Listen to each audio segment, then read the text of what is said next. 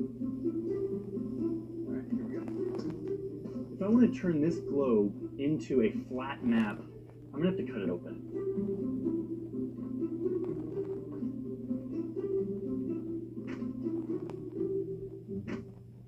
In order to get this globe to look anything close to a rectangle lying flat, I've had to cut it in several places.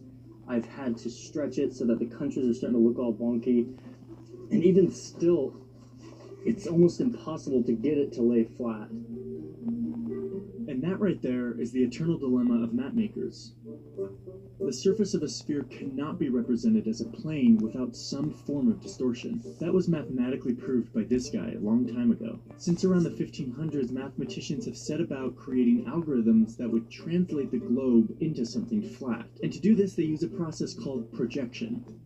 Popular rectangular maps use a cylindrical projection. Imagine putting a theoretical cylinder over the globe and projecting each of the points of the sphere onto the cylinder surface.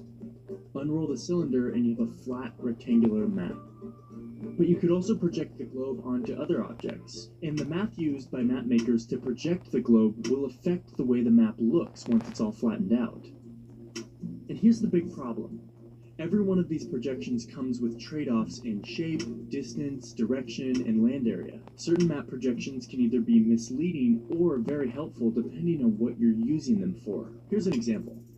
This map is called the Mercator projection. If you're American, you probably studied this map in school. It's also the projection that Google Maps uses. The Mercator projection is popular for a couple of reasons. First, it generally preserves the shape of countries. Brazil on the globe has the same shape as Brazil on the Mercator projection. But the original purpose of the Mercator projection was navigation. It preserves direction, which is a big deal if you're trying to navigate the ocean with only a compass. It was designed so that a line drawn between 2 points on the map would provide the exact angle to follow on a compass to travel between those 2 points. If we go back to the globe, you can see that this line is not the shortest route, but at least it provides a simple, reliable way to navigate across the ocean.